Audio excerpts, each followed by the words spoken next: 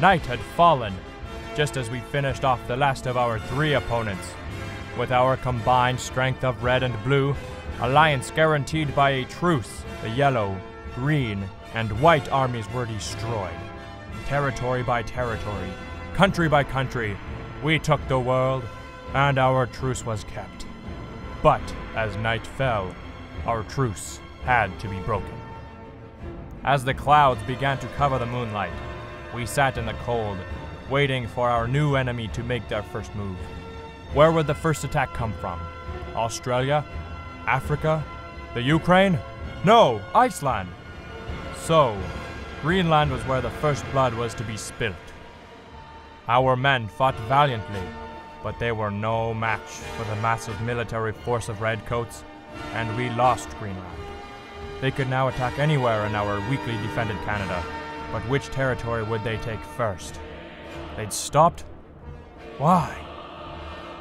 Next, they'd attacked Afghanistan from the Ukraine, looking to weaken our Asian fortress.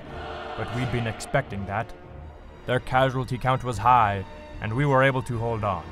We may have lost a territory in our North American stronghold, but our Asian fortress was maintained, and the Ukraine was poorly defended when our assault began. Just as the clouds began to dissipate, it was now our turn to attack. 13 new recruits joined us at that hour.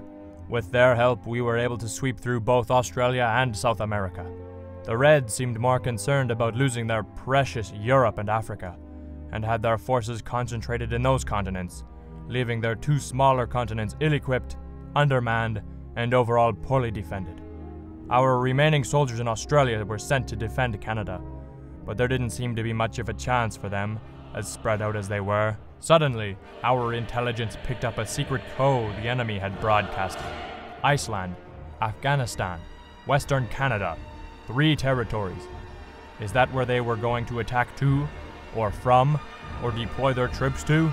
What did it mean? Then they attacked. Those poor lads in Canada didn't stand a chance. A massive nighttime seaborne attack from Greenland completely wiped out our forces in eastern Canada. Then they swept through the continent, all the way south to Central America, and back up to the Northwest Territory, leaving us with nothing but the small territory of Alaska in North America. They redeployed back to Europe. Our revenge would soon come. At this time, 18 more recruits were sent to the front lines, half in the Middle East and half in Venezuela.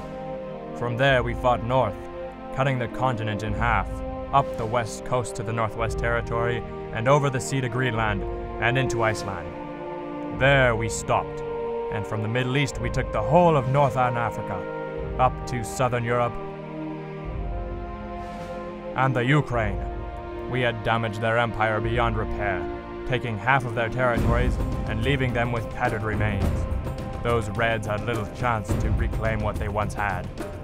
However, it was their turn to retaliate. They did take North Africa from us, but their losses were many. 21 reinforcements then joined us, and as we evened them out between North America and Africa, suddenly we heard the news. 10 more reinforcements from our territories of India, China, and Siam joined us. 31 reinforcements were deployed in total, and with 10 of our new recruits, we took back North America. Another 10 were sent to Egypt, where they swiftly swept the Reds from the African continent. Now, the only place left to take was their homeland, Europe. With the aid of our new troops, we attacked from the Ukraine, fought gallantly in Scandinavia, and were victorious. Then we moved south into northern and western Europe with little difficulty. Finally, the Red Army was banished to the island of Great Britain, where we sailed across the English Channel and took them on. Just as we were defeating the last of their battalions, the sun rose, beaming down upon our triumphant troops. We had conquered the world.